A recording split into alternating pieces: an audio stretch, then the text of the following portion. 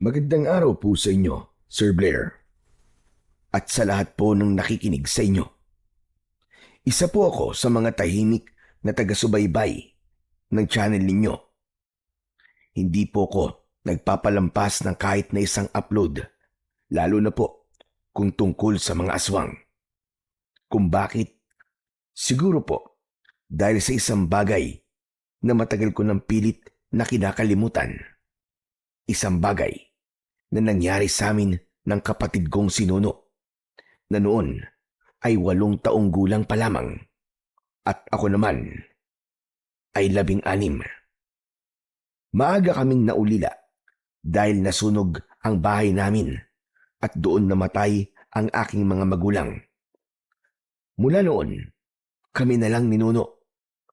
Namumulot kami ng basura para kami ay mabuhay. Isang araw ay may nag-alok ng tulong sa amin, isang matandang lalaki, at tinanggap naming magkapatid ang tulong na yon. Pero mali ang naging desisyon namin.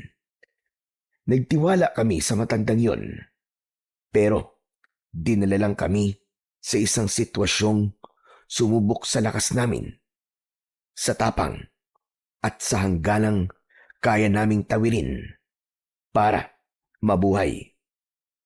Ako nga pala si Jed at ito ang aking kwento. Malakas ang hangin ng gabing yon. Pabugso-bugso ito, dahilan upang mahirapan ako sa pagtutulak ng kariton namin. Sinulo ang kapatid ko, nasa tabi ko, nakakapit sa laylayan ng aking maruming t-shirt. Medyo nagbabadya na pumatak ang ulan. Bilisan natin maglakad. Baka abutan pa tayo ng bagyo. Kuya, natatakot ako. Saan tayo sisilong? Ang lakas ng hangin eh. Baka bigla tayong liparin. Hindi ka liliparin. Basta humawa ka lang na mabuti kay kuya ha. Huwag ka mag-alala. Hindi kita pababayaan. Kunting lakad pa. Ay no, may waiting shed dun. Doon na muna tayo. Biglang umugong ang hangin. Lalong natakot ang kapatid ko. Sumiksik siya sa tagiliran ko at nagsimulang manginig ang mga kamay. Sa oras na yon, may mga dahong nagliliparan. Tapos, yung ilang yero sa mga nadadaanan naming bahay, kumakalampag na din. Mabilis ang tibok ng puso ko at natatakot din. Pero hindi ko yun ipinahalata sa kapatid ko. Nagkunwari akong matapang dahil alam kong kapag nagpakita ako sa kanya ng kahinaan, mas lalo siyang matatakot. Ako na lang kasi ang pwede niyang kapitan. Sa akin na lang siya kumukuha ng lakas. Ako ang kuya at kailangan kong maging matatag. Agad kong hinawakan ang balikat niya para kumalma. Huwag kang mag-alala, Nuno. Hindi tayo pababayaan ng Diyos. Habang naglalakad kami papunta sa waiting shed, bigla kong naisip kung gaano kahirap ang naging buhay namin. Halos magpipitong taon na rin kami na kaming dalawa lang. Namatay kasi sa sunog ang aming mga magulang. Mula noon, kami na lang dalawa ng kapatid ko ang magkasama. Nabuhay kami sa kalsada. Wala namang kaming ibang mauuwian dahil natupok ang bahay namin dahil sa sunog. Wala din kaming ibang malalapitan dahil yung mga kamag-anak namin ayaw nila kaming tanggapin. Ang kariton namin, ang tanging yaman namin ng kapatid ko. Yun ang ginagamit namin sa paghahanap buhay. At doon na rin kami natutulog saan man kami abutin ng dilim. Mahirap maging basurerong gala. Madalas pa kaming harangin ng mga sindikatong bata. Kapag minamalas, inaagaw nila yung laman ng kariton namin o kaya naman ay yung pera na napagbentahan namin ng mga kalakal. At minsan, pati pagkain namin, kinukuha din nila. Payat ako, payat din si Nuno. Hindi namin magawang lumaban sa kanila. Kuya, malapit na tayo. Bagya pa akong nagulat nang bigla akong kalabitin ni Nuno. Ha? Oo nga no. Sige, bilisan pa natin. Ayan na yung ulan. Lumalakas na. Kaya nga kuya eh. Ito karito natin, paano na? Baka liparin to ng hangin. Hindi to liliparin. Mabigat to, Nuno. Tsaka hawak ko.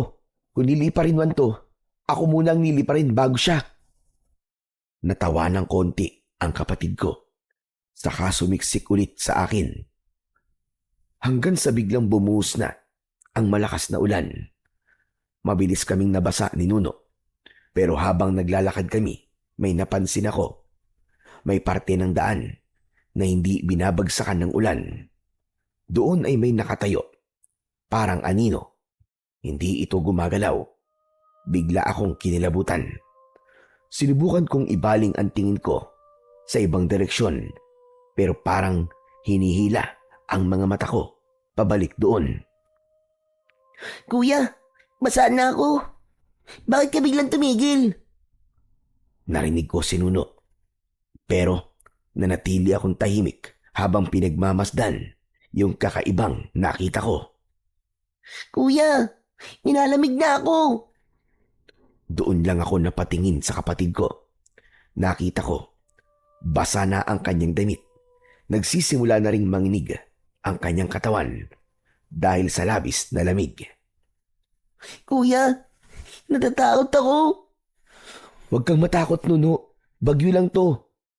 Sanay na tayo sa ganito, di ba? Ang importante, magkasama tayong dalawa. Hinawakan ko ang braso niya at mabilis ko siyang hinila papunta sa waiting shed na ilang dipa na lamang ang layo. Humahampas na ang ulan at hangin. Halos itulak kami. Pagdating namin sa waiting shed, mabilis kong itinulak paloob ang kariton. Wala kaming kasama doon. Dalawa lang kami ni Nuno. Nakaupo sa malamig na sementong sahig habang nasa tabi namin ang kariton. Lalong lumakas ang ulan. Para itong ibinubuhos. Ganon din ang hangin. Parang umuugong. At kahit nasa silong kami ng waiting shed, yung tubig ay pumapasok pa rin at nababasa kami. Ang problema pa, pakiramdam ko, anumang sandali ay maaari nang sirain ng bagyo ang bubong nito. Kuya, baka mabuwala tong waiting shed. Hindi yan, Nuno. Matibay to. Dito na muna tayo hanggang sa umina ang ulan. Pero kahit sinabi ko yon, hindi ko maiiwasang tumingin sa paligid. Ang mga ilaw sa poste, nawalan na ng sindi. Tapos yung kalsada, halos di mo na makita dahil sa lakas ng ulan. Hinila ko si Nuno, palapit sa akin. Nuno, dito ka lang sa tabi ko. Maya-maya pa, biglang may napansin akong kakaiba. Sa di kalayuan ay nakita ko ulit yung parang tao na nakatayo. Pinilit kong huwag pansinin yon. Nuno, bumikit ka lang muna para hindi ka masyadong matakot. Pero hindi nakinig si Nuno. Napansin ko na nakatingin na din siya sa tinitignan ko kanina. Kuya, may tao ba dun? Saan? Wala naman ah. Ayun oh, gumagalaw siya papunta dito. Nuno, ano ba? Huwag kang ang turo ng turo. Saka huwag ka na lang tumingin. Pumikit ka na lang. Bakit kuya? Ano ba yun? Wala kang nakikita, Nuno. Imagination mo lang yun. Madilim kasi oh. Tignan mo nga. Kuya, ayoko na dito. Andun pa rin siya oh. Nakatingin sa atin. Natahimik ako at napatingin doon. Totoo nga ang sinabi ni Nuno. Tumigil yun sa paglapit pero malakas ang pakiramdam ko na para ba siyang nagmamanman. Nakatingin siya sa amin. Gusto ko na ring umalis dahil natatakot na ako. Lalo pat iniisip ko na baka multo yun. Pero natatakot din ako para sa kaligtasan naming dalawa ng aking kapatid. Wala kaming ibang masisilungan, tapos malakas pa rin ang ulan at hangin. Natatakot ako na baka tangayin kami o kaya naman ay mabagsakan kami ng mga sanga o kaya naman ay ng yerong lumilipad. At kung aalis kami, baka mas mapahama kami. Yumuko ako para hindi ko na makita ang nilalang na yon. Dinikit ko ang mukha ni Nuno sa aking dibdib para hindi niya na ito lingunin. Tahimik kaming dalawa ng ilang minuto, pero ilang sandali pa'y bigla na lang may narinig akong kakaiba. May humihinga sa tabi ko. Sobrang lapit. Kinabahan ako. Nanayo na yata lahat ng balahibo ko sa katawan. Tapos biglang may dumikit sa tenga ko, kaya bigla kong napalingon. Paglingon ko, nakita ko na may nakaupo na mismo sa tabi ko. Ah! Multo! May multo! Nabitiwan ko si Nuno sa sobrang gulat. Napaatras kami pareho, pero hindi kami makatayo dahil sa sobrang pagkabigla at takot. Sino ka? Tinitigan ko siya. Isa siyang matandang lalaki na nakasuot ng itim na damit mula ulo hanggang paa. Nakakatakot ang mukha niya dahil yung kalahati nun ay sunog. Parang natunaw yung balat. Tapos yung isang mata niya halos nakaluwa na. At yung ilong hindi na din maayos. Parang naaagnas. Tapos ang natira na lang ay yung butas. Nakatitig lang siya sa amin at hindi nagsasalita. Hindi rin kumikilos. Kaya kaming dalawa ni Nuno, nang magkatinginan kami, sabay kaming napasigaw ng malakas hanggang sa bigla siyang tumawa. Bakit ba kayo sumisigaw? Natatakot ba kayo sa akin? Para sabihin ko sa inyo, tao ko, nakikisilong lang din, kagaya ninyo. Totoo ba yung sinasabi mo? Itinaas ko ang daliri ko at inabot siya. Sa pagdampi ng daliri ko sa hita niya, doon ko napatunayan na di nga siya nagsisinungaling. Oo nga. Tao ka nga. Hindi ka multo. Tama ka.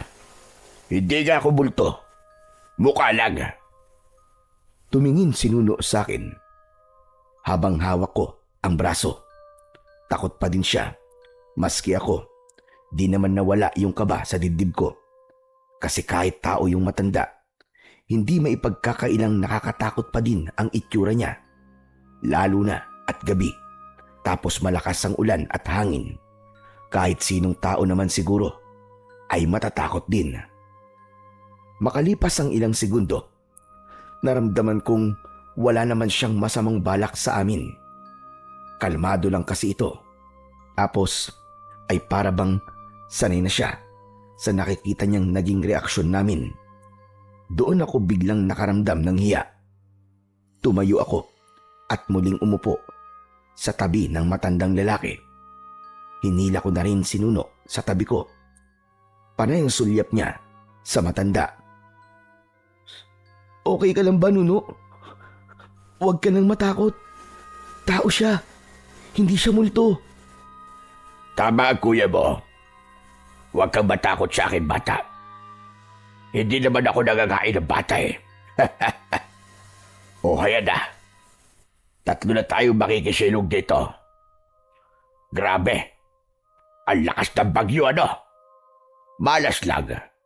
At dito tayo naabutan. Ay, nako. Hindi kami sumagot ni Nuno. Pinakiramdaman ko pa rin siya. Ilang sandali kaming nanahimik. Tumingin sa amin ang matanda. Saka ngumiti ng kaunti. Ano nga pala ang pangalan ninyo? Ako po si Jed. Ito naman po si Nuno. Kapatid ko. Magkapatid pala kayo dalawa. Ilang taong ka na ba, bata? 16 po.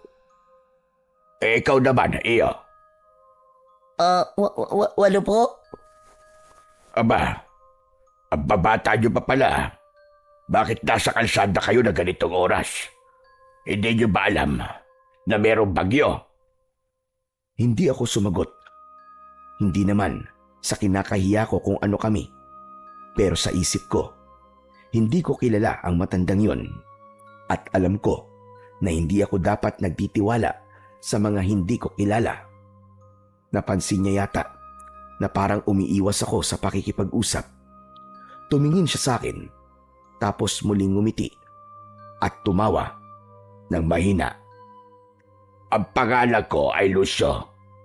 Pwede niyo akong tawagin na Tandang Lucio. O kaya naman Lolo. Napatingin siya sa kariton, tapos biglang napabuntong hininga. Mahirap ang buhay niyo, ano? Kayo na lang ba dalawa? Huwag mo sanang masamain yung talong ko, iho. Alam niyo kasi, marami na akong nakilalang bata na katulad ninyo. Mga bata na ulila. Walang mauwian, walang makasama, at naghahanap buhay para mabuhay sila. Sa sinabi niyang yon, gumaan ang loob ko bigla. Tama po kayo. Ulila na po kami, tatang. At kami nitong kapatid ko, pareho po kaming basurero. Sabi ko na ang hirap naman ng ganyan. Kaya bata-bata nyo pa. Naaawa ko sa mga katulad ninyo. Maliliit pa, pero napipilitang maghanap buhay. Kaya nga po isang kahig isang tuka po kami. Minsan pa nga, inaagaw po ng ibang bata yung napupulot namin na pagkain. O kaya naman po, yung kinikita namin sa pamamasura. Hindi kayo lumalaban. Malalaki po sila Kapag lumaban po kami, siguradong bugbog sarado po kami nitong kapatid ko. Kaya hindi na lang po ako pumapalag. Kawawa po kasi itong sinuno. Tumango ulit siya, pero parang nag-isip. Tapos napatingin siya kay Nuno. Mabuti pa, ay papuntahin mo dyan sa kaniton yung kapatid mo. Ayan mukhang ginaw na ginaw na. May kinuha siya sa loob ng kanyang bag. Inilabas niya mula doon ang isang kumot. Hetong kumot. Ipapahiram ko muna sa'yo. Ibalot mo sa kanya. Nako, nakakaawa naman. Ginaw na. Salamat po. Nuno, sige na. Diyan ka na muna sa loob ng kariton. Tapos subarin mo na lang yung basa mong damit para mabawasan ang ginaw na nararamdaman mo. Sinunod naman kagad ni Nuno ang mga sinabi ko. Unti-unting humupa ang panginginig niya. Nuno? Ayos ka na ba dyan? Oo, kuya. Salamat. Sige na, matulog ka na muna. Babantayan ka na lang ni kuya. Ipinikit na ni Nuno ang kanyang mga mata at sinubukang matulog. Ilang sandali lang, nakatulog na nga ang kapatid ko. Medyo gumaan ang pakiramdam ko sa pagkakataong yun. Tapos biglang umubo ang matanda. Muli akong napalingon sa kanya. Tatang, pwede po ba ako magtanong? Bakit po kayo nandito? Pauwi na sana talaga ako. Pero naabutan ako ng ulan at malakas na hangin. Tapos nakita ko itong waiting shed. Wala na akong pagpipilian kundi tumigil dito. Ganun po ba? Teka, matagal na ba kayo namabasura? Opo, mula po nung namatay yung tatay at nanay namin. Alam nyo, may alam akong lugar na pwede kayo mabunot ng basura. Wala kasi nangungulekta, kaya naiipon. Talaga po? Bakit po walang nangungulekta? Ewan ko ba kung bakit wala. Pero alam mo, kung doon kayo mabubulot, abay wala kayong magiging kaagaw. Wala rin kayong magiging kaaway. Aba, mukhang ayos po dun ah. Eh kung sakali po na mamulot kami doon, meron po bang junk shop na pwede pong pagbentahan? Baka naman kaya walang namamasura po doon dahil wala pong bumibili. Meron. May junk shop sa kabilang baryo. Talaga po? Oo nga.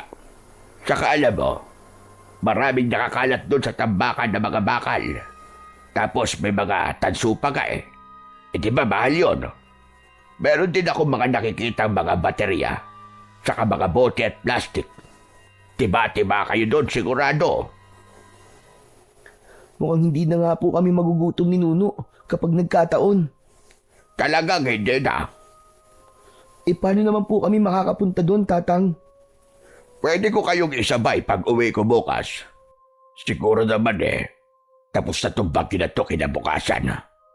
O ano? Sasama ba kayo sa akin? Bukas po. Naku plano ko pa pong mamulot dito bukas eh.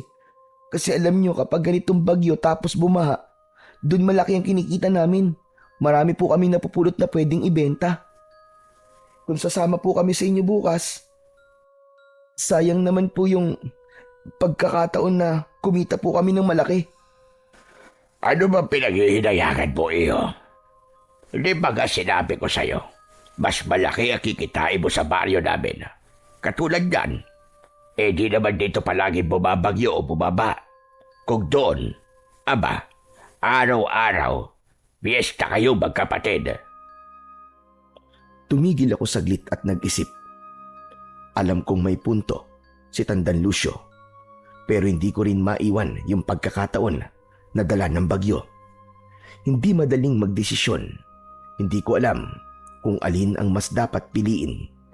Yung oportunidad ba na sinasabi niya o yung agarang pangangailangan naming magkapatid na kumita ng pera. O ano?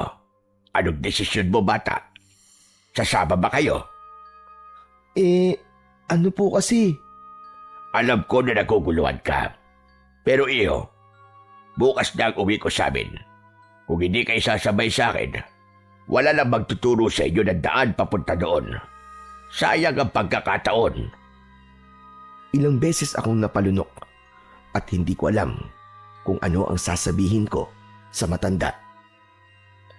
May kubo rin ako doon. Pwede kayong tumira muna sa bahay ko habang nagsisimula kayo. Talaga po? Patutuloyin niyo po kami sa bahay niyo?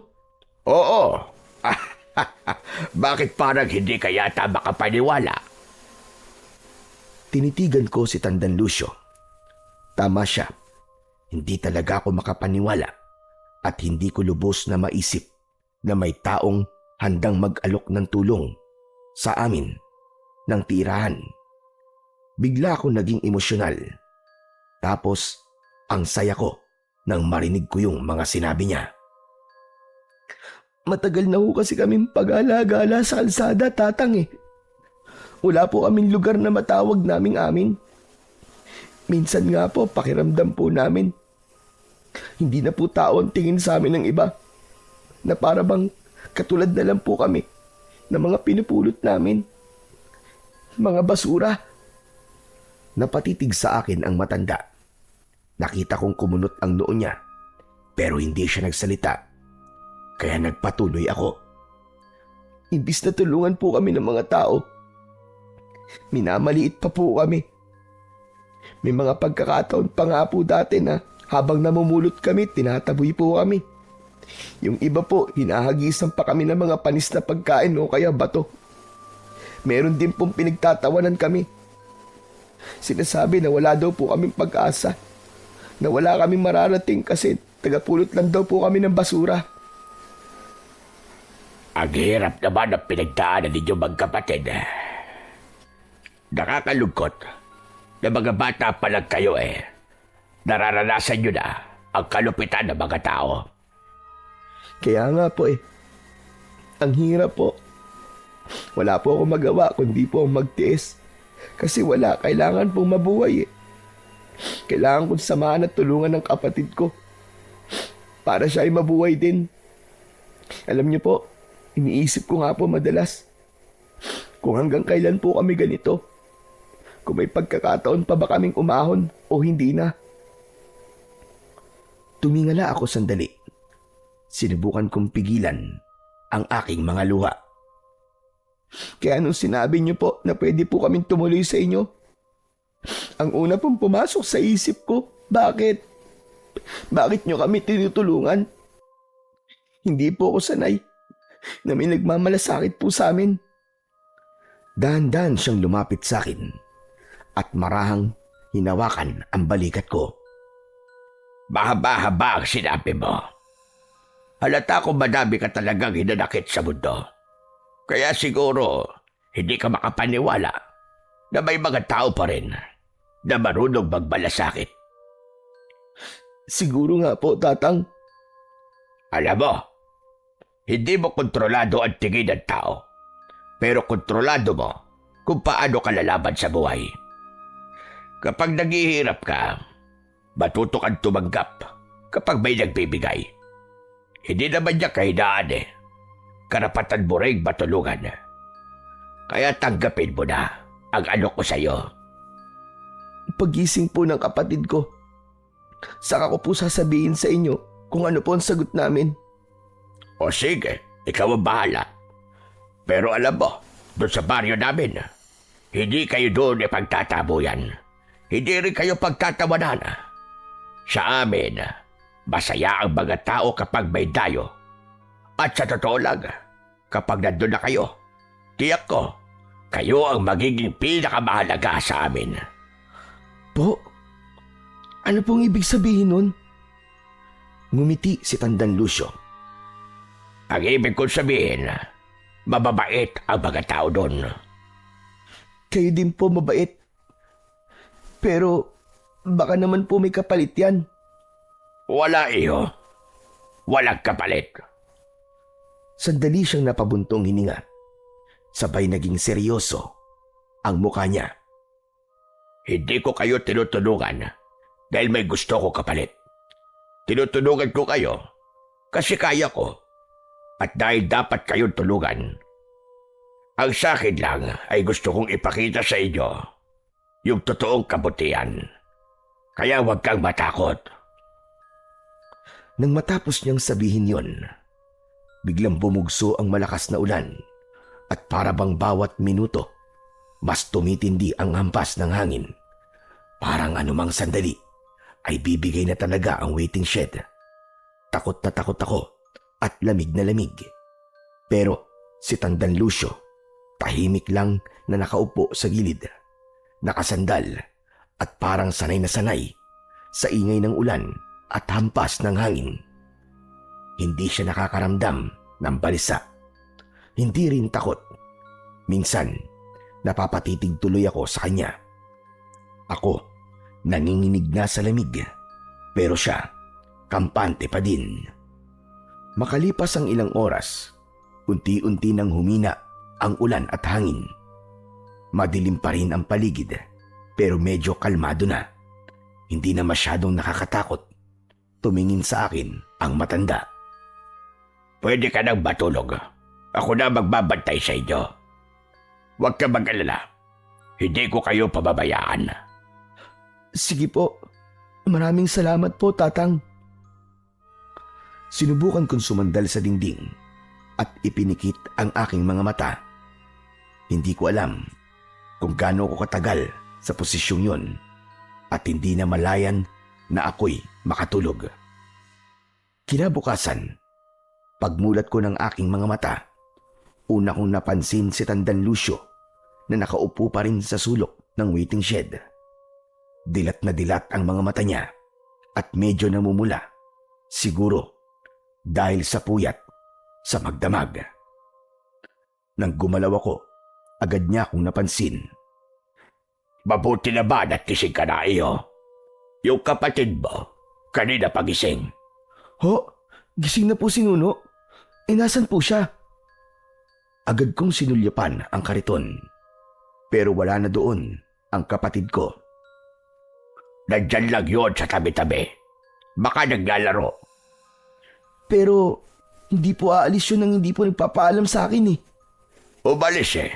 Ang sabi niya kanina, hayaan ka na lang daw muna na matulog. Kaya hinayaan kita. Ano?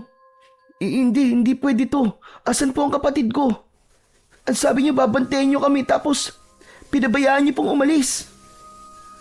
Aalis na sana ako sa waiting shed para hanapin si Nuno. Pero bigla ko natigilan nang mapansing tila may pulang marka sa labi ng matanda.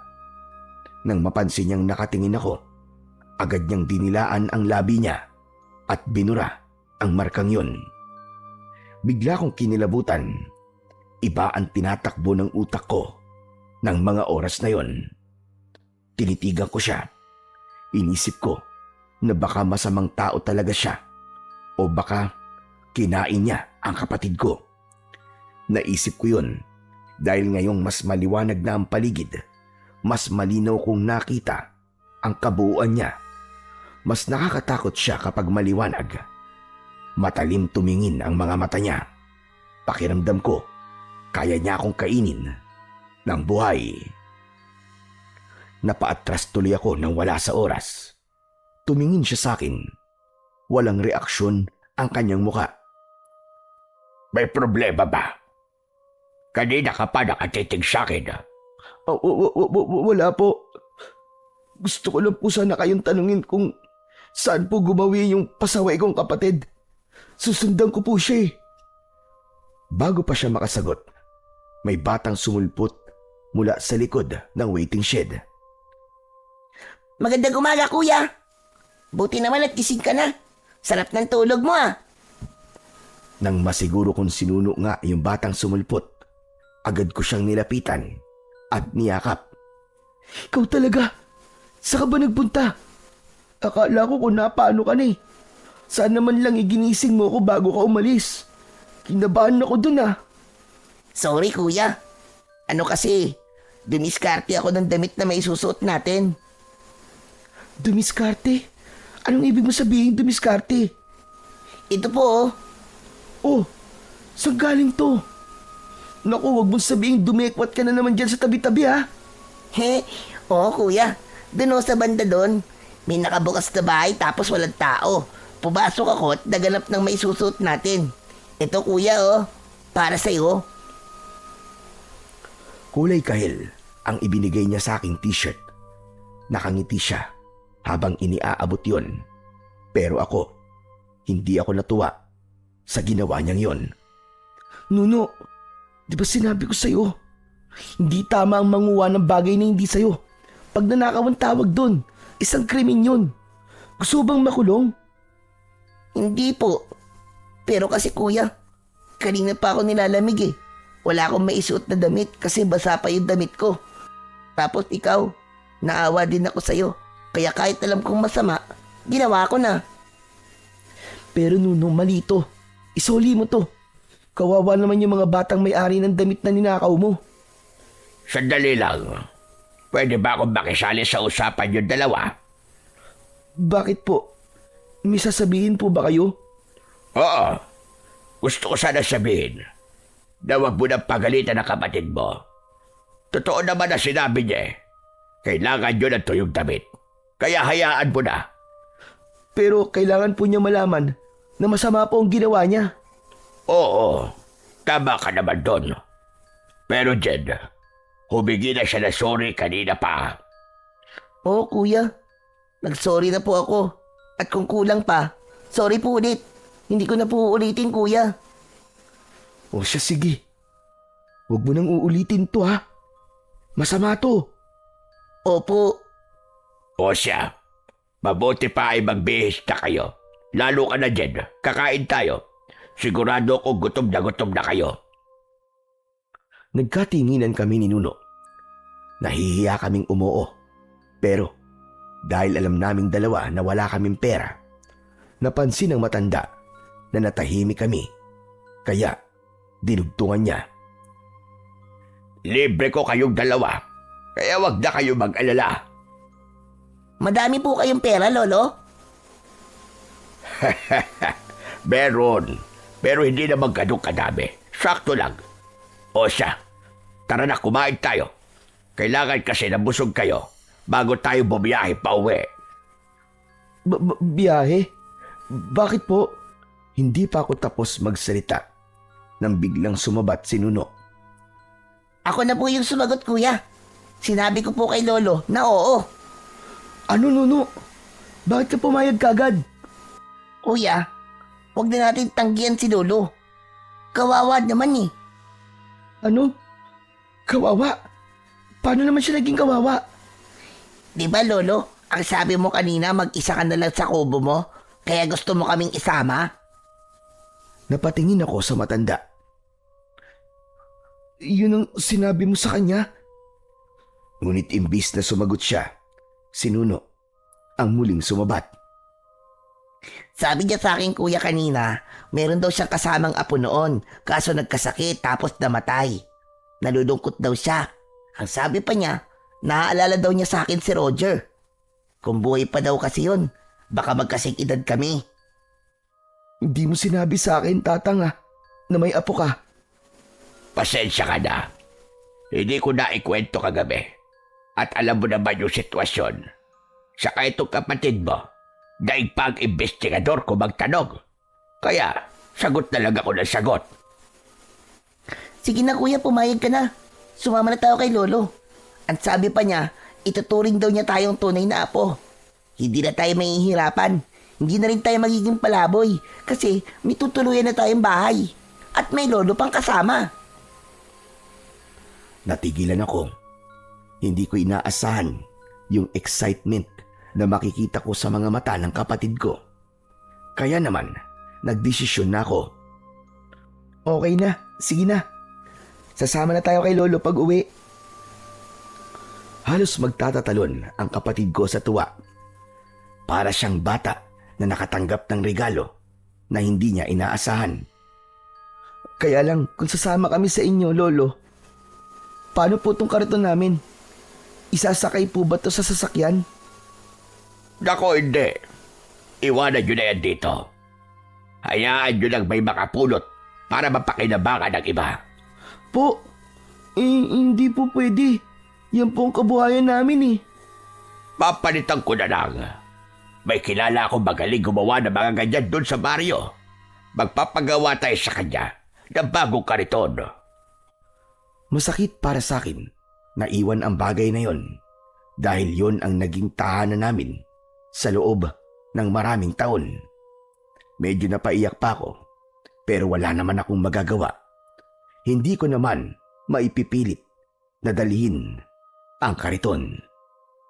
Ilang sandali pa, inakay na kami ng matanda at dinala sa isang karinderya malapit din doon sa waiting shed. Pagpasok namin, naamoy ko na kagad yung bango ng lutong pagkain. Pinaupo niya kami at umorder siya ng kung ano-anong ulam.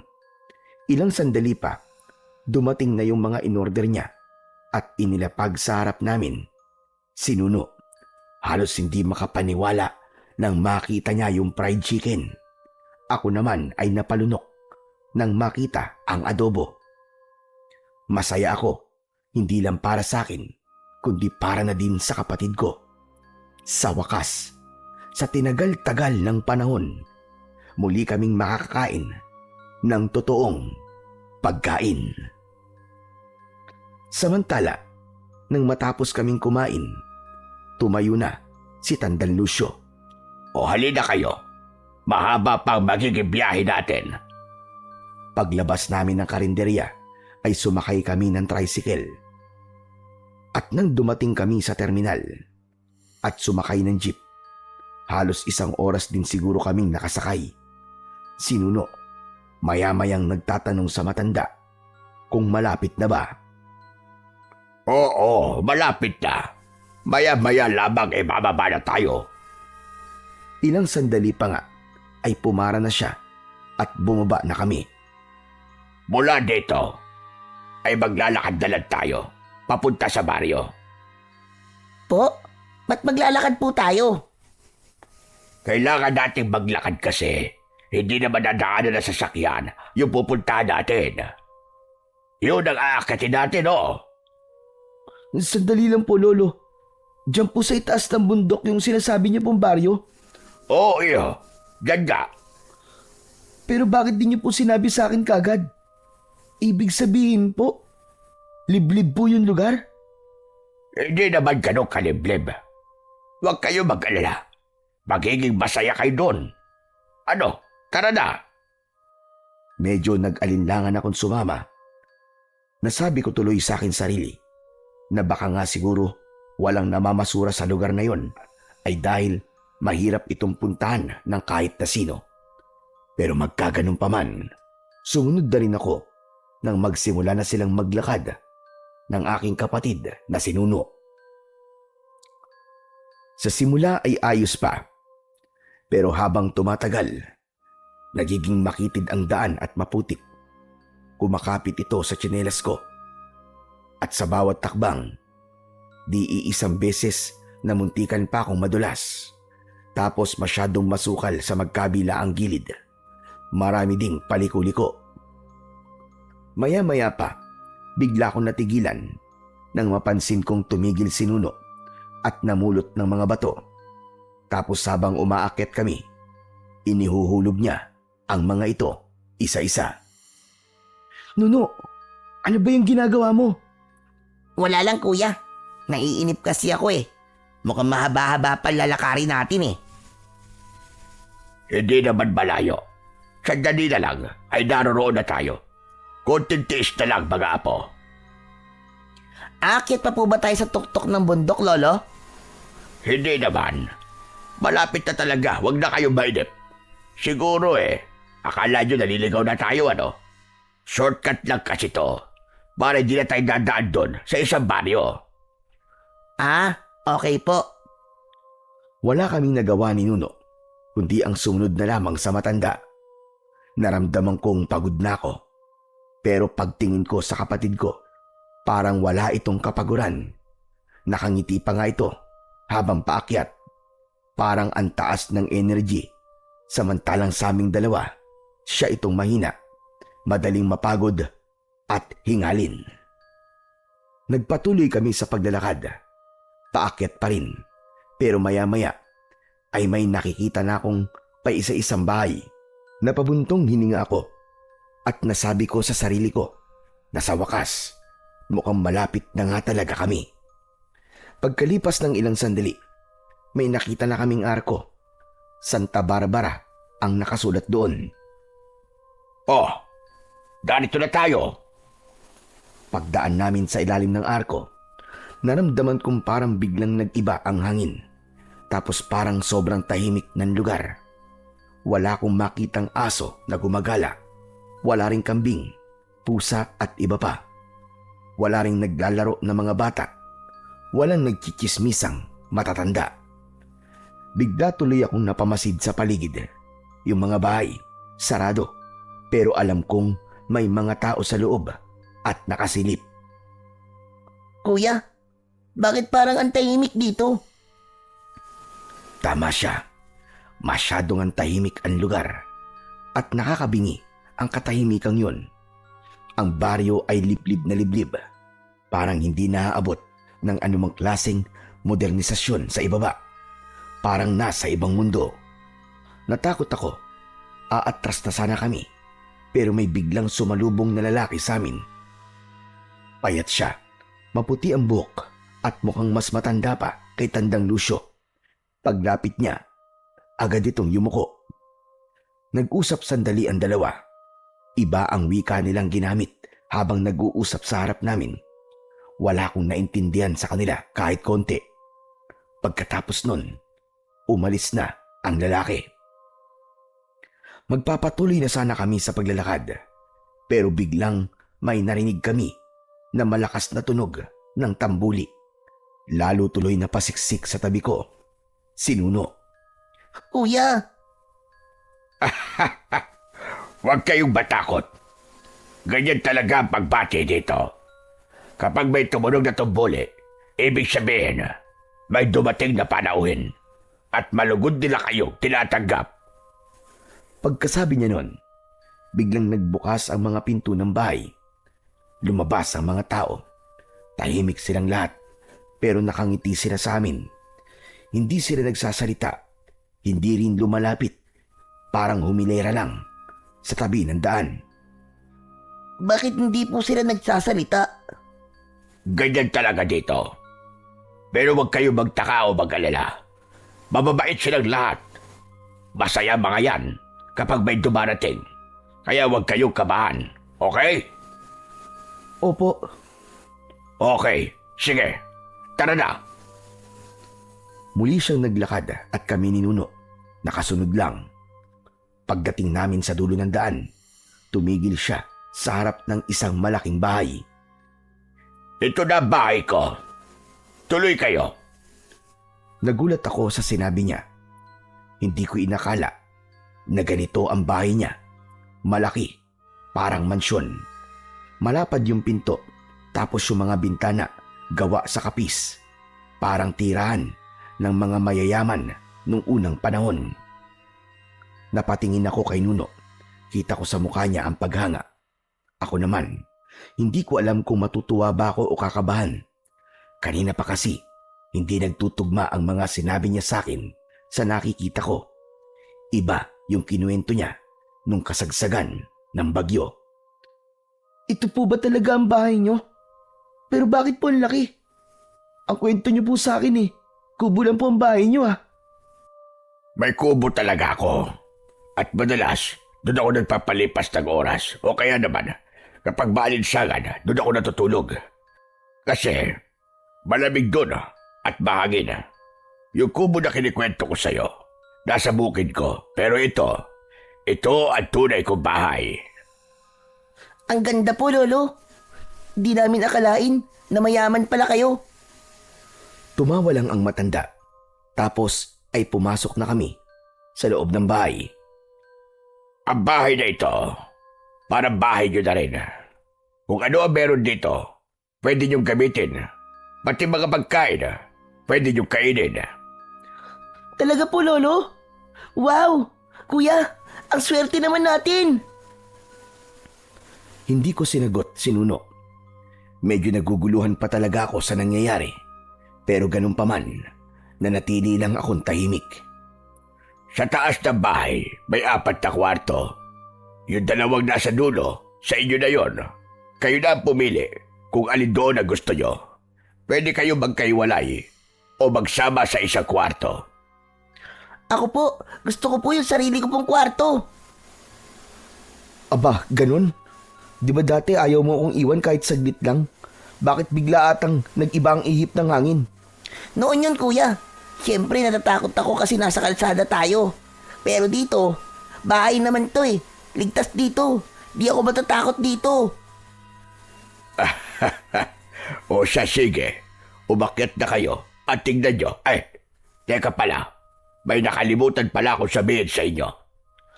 Ano po yun? Tulad ng sinabi ko kanina, ang bahay na ito ay para na rin ninyong pagmamayari.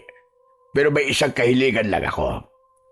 Yung 2 nauna na kwarto, huwag niyong bubuksan. Kwarto ko kasi itong nasa unahan sa tabi ng hagdan. Tapos yung katabi nun, kwarto yun ng apo ko dati. Opo, naiintindihan po namin. Mabuti. O sige, akyat na kayo at pumili kayo ng kwarto. Pwede na kayo magpahinga kung gusto ninyo. Pwede po ba akong makainom muna? Nauuhaw po kasi ako Siyempre naman, dariyan ang kusina sa may bandang kanan.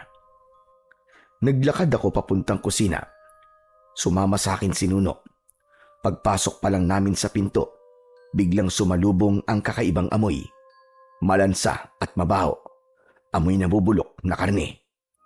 Kuya, ang baho naman dito.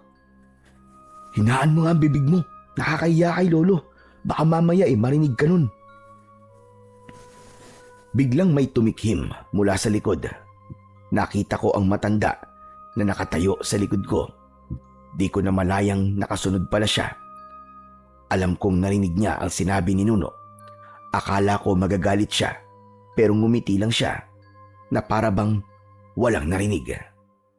Samahan ko na kayo. Narito ang tubigan. Tara, dito kayo. Dinala niya kami sa mismong kusina. doon mas lalong umalingasaw ang mas tumapang na amoy. Ang baho naman ng kusina mo, Lolo. May patay na daga ba dito? Walang patay na daga dito, Apo. Ang naaamoy ninyo ay pindang na karne. Hayan nakasabit sa taas ng kalan. Medyo may amoy talaga yan kasi hindi pa masyado napapatuyo sa usok. Halos sabay kaming napatingala ng kapatid ko at nakita namin yung mga piraso ng karne na nakasabit nga sa itaas. Inuuod na ito. Tapos yung iba, gumagalaw-galaw pa. Halos masuka kami ni Nuno sa aming nakita. Huwag kayo bandire. Alam nyo bang napakasarap ng pagkain na yan at mas lalong sumarap pag mas maraming uod, mas malasa at mas malinamnam. Pwede kong iluto ang isa dyan para matikman ninyo. Naku lolo, wag na po. Oo, mga basurero lang po kami at kumakain po ng pagkain na papulot namin sa basurahan. Pero hindi po ako kakain ng pagkain inuud. Nakakasuka po. Ako din po. Ayoko po niyan. Ang baho eh. O siya, ayos lang. Hindi ko kayo pipilitin. Nagulat ako nang bigla siyang tumawa. Hindi ko inakala na hindi siya mapipikon sa inaasal naming magkapatid. Hindi rin siya nagalit. Tradisyonal na pagkain yan dito. Ang proseso ng pagpapausok ay ginagawa para mapreserba ang karne, para hindi kaagad masira. May ganun po? Hala, ngayon ko lang po nalaman yun. Oo naman. Eh bakit hinahayaan niyo po magkauod? Hindi po ba yan nakakasakit ng tiyan? Alam mo, sa ganyang proseso, normal lang na magkauod. Matagal kasi pinapausukan at pinapatuyo yan dyan. At kapag nagsimula na matuyo ito, nagkakaroon ng bahagi na medyo mamasa-masa. Kaya nagkakaroon ng uod. Karaniwan naman sa mga uod ay mula sa mga insekto sa paligid at natural na nandyan kapag may nabubulok ng organikong bagay. Sa tradisyonal na proseso na yan, normal lang yan. Pero sa tamang pagluluto o pagpapakulo, pagkatapos, ligtas pa rin kainin niyang karne. Ah, ganun po pala. Pero kahit na, di pa rin po kakain yan. Nakakadiri po. Nuno, tama na. Huwag na natin bastusin yung tradisyon nila. Salamat, Jed. Pero wag mo nang pagalitan ng kapatid mo. Ayos lang naman sa akin. O sige na, magpahinga na muna kayo dalawa doon. Ako na muna bahala dito. Yung mga karne, ipapahingi ko na lang sa mga kapitbahay. Tapos ipapalinis ko ito mamaya para bumango. Sige po, pasensya na po ulit lolo ah. Pagkatapos naming uminom, ay umakyat na kami sa itaas. Pagdating namin sa dulong kwarto, sabik na binuksan ni Jed ang pinto. Kulay asul ito. Medyo simple lang yung ayos nito. Pero may malaking kama. Parang hindi niya nagustuhan. Nang buksan naman namin yung kabilang kwarto, doon medyo mas maliwanag yung kulay. Tapos may mga drawing yung pader. Meron ding mga nakatambak na ilang laruan. Dito na lang ako, kuya. Sigurado ka? Kaya mo matulog na mag-isa dito? Opo, matanda na ako eh. Iniwan ko na siya doon at ako naman ay bumalik sa mas malaking kwarto. Agad akong nahiga sa napakalambot na kama. Nang sandaling yon, nakaramdam ako ng saya. Ang lambot kasi, tapos mabango pa. Malayong malayo ito sa dating higaan namin ni Nuno na inilatag lang na kariton sa gilid ng kalsada. Ilang sandali pa, nakatulog na ako. Ilang oras ang lumipas, bigla akong nagising. May naramdaman akong gumalaw sa tabi ko. Pagmulat ng aking mga mata, nakita ko si Nuno. Tulog siya sa tabi ko. Pagtingin ko sa nakabukas na bintana, nakita kong madilim na ang paligid. Oh, bakit nandito ka, Nuno? Akala ko ba doon ka sa kabila? Ayoko na doon, kuya. Maingay. Ha? Anong maingay? Basta kuya maingay. Ang daming nagsasalita tapos bulong sila ng bulong. Nagtaka ko. Walang ibang kasama si Nuno sa kwartong yun. Subalit nakita kong seryoso ang muka ng kapatid ko. Saka hindi siya marunong magsinungaling. Nuno, ano bang sinasabi nila? Ang sabi, ilang araw na lang daw magkakaroon na naman ng pista dito sa baryong to. Talaga? Bakit parang di ka masaya? Di ba gustong gusto mo ng piyesta? Nung nasa bayan tayo, palagi ka nagpapadala sa akin sa peryahan. Tapos pangarap natin makasakay ng mga rides, di ba? Opo kuya. Kaso, hindi raw masaya ang piyesta dito sabi ng mga bumubulong eh. Paano di masaya? Umiiyak sila kuya. Kasi masakit daw. Masakit? Anong ibig mong sabihin masakit? Hindi ko alam kuya eh. Basta, naririnig ko lang silang nag-uusap-usap. Kahit hindi ko sila nakikita. Baka naman nananaginip ka lang. Hindi po. Imposible po managinip ako. Kasi hindi naman ako nakatulog eh. Maingay nga po sila eh. Hindi ko alam kung bakit at paano nagagawang magsalita ng kapatid ko ng mga bagay na ganon. Pero habang nakahiga kaming parehas sa kama, yung dibdib ko, sobrang bilis ng tibok. Magulo ang isip ko. Nakakaramdam na din ako ng takot, pero si Nuno, parang hindi naman. Ilang sandali pa, bigla kong naalala, si Lolo Lucio. Hindi ba nagpunta si Lolo Lucio dito para gisingin tayo? Hindi po. Ang sabi ng bumubulong, wala siya dito kanina pa. Ano? Pero ang sabi niya, di ba, maghahanda siya ng makakain natin? Bakit kuya, nagugutom ka na ba? Medyo pero kaya ko pa naman. Sanay naman tayo sa gutom eh. Kaya nga kuya, ako rin. Hindi naman ako nagugutom. Kung ganun, itulog na lang natin to. Pumikit na ang kapatid ko. Samantalang ako, nanatiling nakatulala sa kisame. Hindi pa man nagtatagal, narinig ko na siyang humihilik. Medyo natawa pa nga ako dahil kabilis niyang nakatulog. Kinuha ko ang kumot. Naramdaman ko kasing medyo malamig, kaya balak ko siyang kumutan. Ngunit nang ilalagay ko na, may napansin akong nakalagay sa kanyang leeg. Isang kwintas na gawa sa balat ng hayop. Dahan-dahan kong hinila yon mula sa loob ng kanyang t-shirt. May palawit ito na parang buto pero matigas. Natigilan ako. Hindi ko alam kung saan ito nakuha ng kapatid ko. Gusto ko sana siyang gisingin para tanungin, pero mahimbing na ang kanyang tulog. Binitiwan ko ang kwintas at hinayaan ko na lang kasi mukhang hindi naman yun mukhang mahalaga. Tinakpang ko na siya ng kumot. Inayos ko na rin ang sarili ko, pero paglingon ko sa may bintana, parang may napansin akong malilikot na anino na kanina pa pabalik-balik. Dahan-dahan akong tumayo at lumapit sa may bintana. Hindi ko binuksan. Sinilip ko lang mula sa maliit na puwang. Sa ibaba, sa gilid ng bakuran, nakita ko si Tandang Lucio. May kausap siyang lalaki. Nakasombrero ito, kaya hindi ko makita ang muka. Pero halata sa tindig na mas bata siya kaysa kay Tandang Lucio. Umalis ka dito. Hindi kita kailangan. Matagal ka nang itinakwid dito. Kaya lumayas ka. Aalis ako. Pero pagbigyan mo muna ang hilig ko. At bakit naman kita pagbibigyan? Pinaghirapan ko yon. Tapos ibibigay ko na sa'yo. Tigilan mo na to. Hindi mo alam ang ginagawa mo. Alam ko ang ginagawa ko. Kaya wag mo kong turuan. Sige na, umalis ka na. Bago pa kita ipahabol sa mga aso. Hindi ako takot sa mga aso mo may pakpak. Pero kung gusto mo dito, sige bahala ka.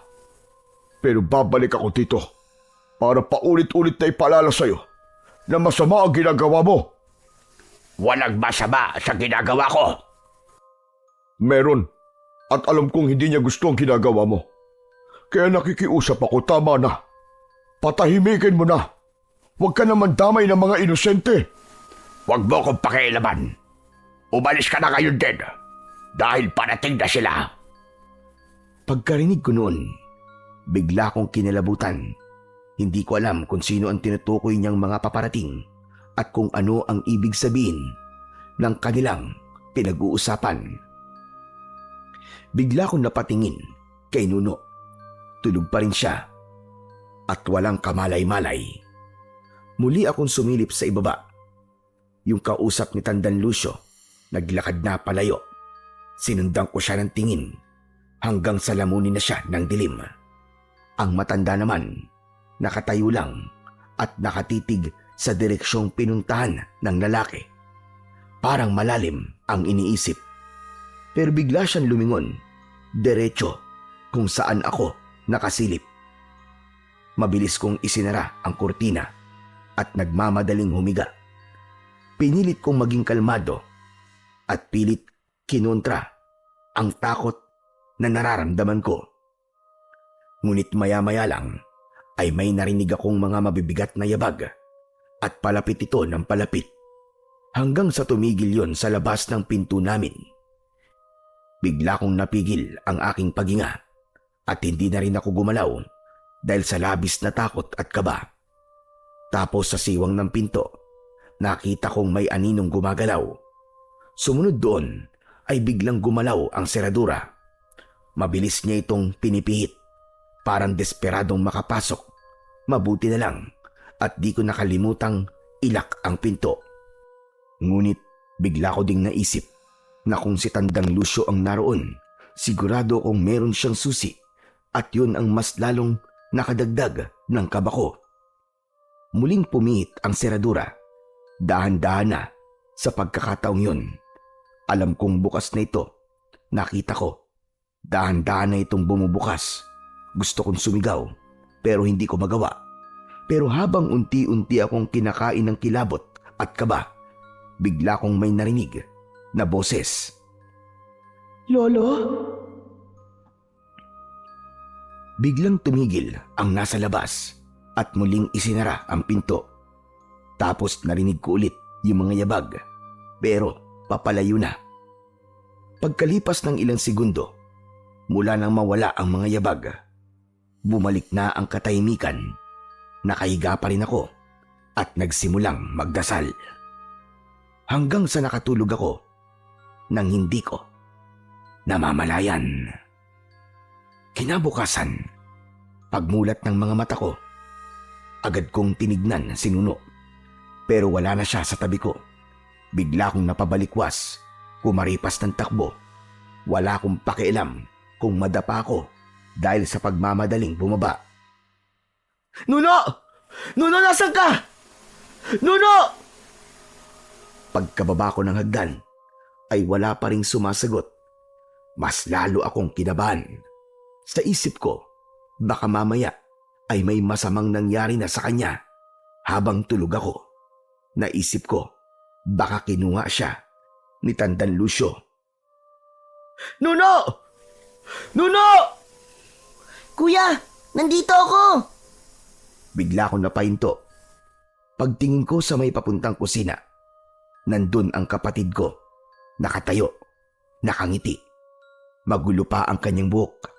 Pagkakita ko sa kanya, para akong nabunutan ng tinik sa aking dibdib. Diyos ko, andiyan ka lang pala. Buti naman. Oo, kuya. Kumakain na ako eh. Pasensya ka na, di na kita ginising kanina kasi ang sarap ng tulog mo eh. Nagugutom na ako, kaya nauna na ako bumaba.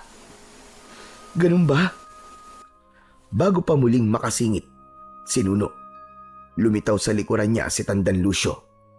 Halatang bagong gising din ito. Halina, sumabay ka na sa amin kumain. Muli nang pumasok ang dalawa.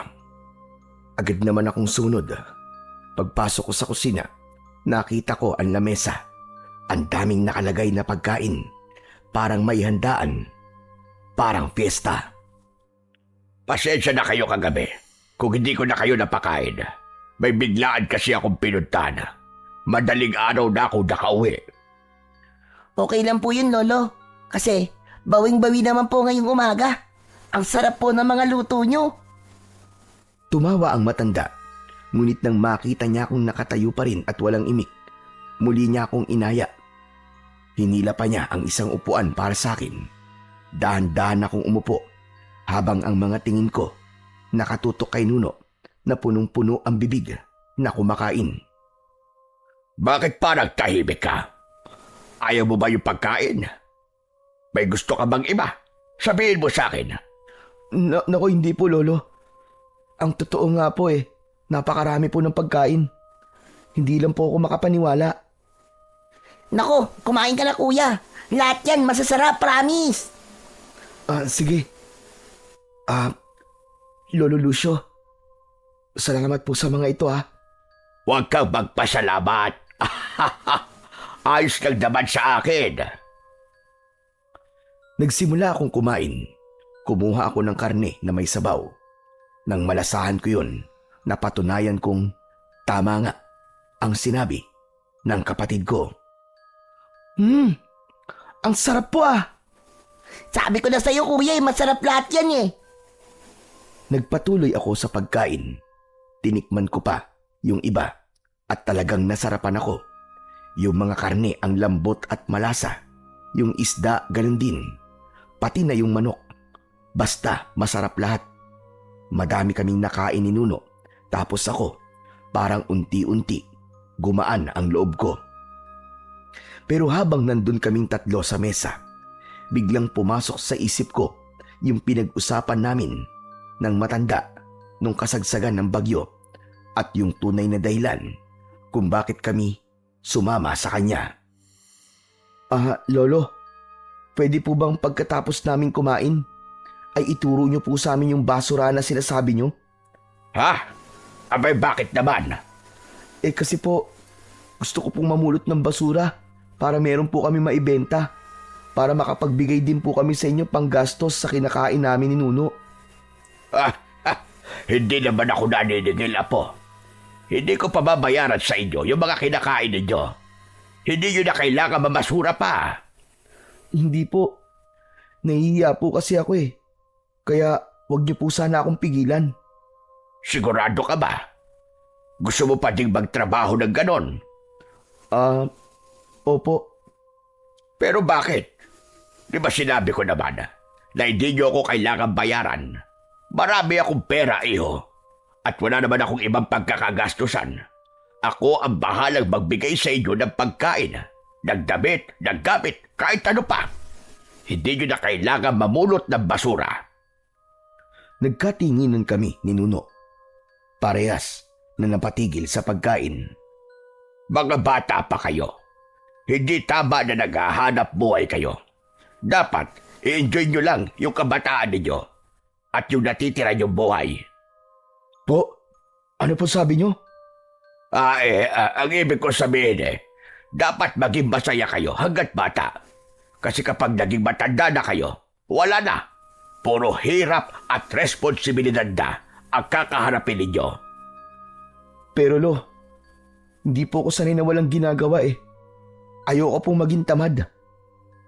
Hindi ka naman magiging tamad Pero kasi, hayaan nyo na ako maghanap buhay. Huwag nyo akong alalahanin. Hindi nyo kailangan magtrabaho para sa akin. Kayo dapat ang inaasikaso. Hindi kayo ang nag-aasikaso. Tumahimik ako. First time, may nagsabi nun sa amin. Nasanay kasi kami na kami yung gumagawa ng paraan. Wala nang iba. Habang nandito kayo, hindi nyo kailangan mag-alala. Kumain lang kayo, matulog na mahimbing, maglaro kung gusto nyo. Pwede rin kayo maglimot-limot dito. Basta wag lang kayong papasok sa kakahuyan o sa gubat at baka kayo'y maligaw. Maraming mababangis na hayop sa gubat. Sige po, Lolo. Kung yan po ang gusto nyo. Mainam naman. Basta ang gusto ko, magpataba kayo. Ang papayat ninyo Talagang tataba po kami dito, Lolo Lucio. Lalo na po kapag ganito kadami at kasasarap araw-araw ang ihahain nyo sa amin. Nuno, nakakahiya. Huwag mo siya bawalan. Hayaan mo na siya. Nakakatuwa Sige na, kumain lang kayo na kumain. Makalipas ang ilang minuto, nang maubos na namin ng pagkain, nagpahinga kami sandali.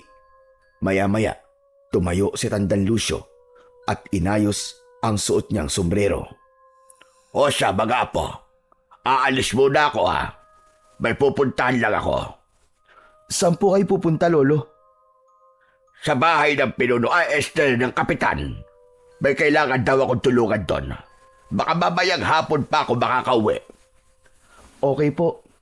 Habang wala ako, pwede kayong gumawa ng kahit na anong magagaang trabaho dito sa bahay. Iligpit nyo itong mga pinagkainan natin, saka nyo hugasan. Tapos magpahinga kayo, maglaro. Bahala kayo. At ikaw naman, Jen, babayang tanghali. Tutal, marami naman tayong tirang pagkain. Yan na lamang ang ihain mo mamaya sa tanghalian. At ikaw na ang magpakain dito kay Nuno.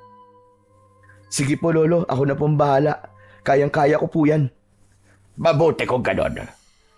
Basta yung mga bilin ko gawin nyo. At ito nga pala si Nuno. Bantayan mo maigi. Lolo naman kaya ko po sarili ko. Di na po ako kailangan bantayan pa. Oo na. Pero makikinig ka pa rin sa kuya mo, ha? Napangiti kami pareho ni Tandang Lucio. Tapos ay kinindatan niya ako. Sige na. Babalik ako ng maaga kapag tapos na ang lahat ng gawain ko. Lumabas na siya papunta sa pinto ng kusina. Bago lumabas, lumingon siya sandali, ngumiti at kumaway. Pagkasara ng pinto, kami na lang ulit ni Nuno ang natira sa loob ng bahay. Tumayo na ako at sinimulan ang mga gawain. Pagkatapos, lumabas kami sa likod ng bahay para magpahangin. Habang naglalaro kaming dalawa, may napansin akong maliit na bodega sa may sulok ng bakuran.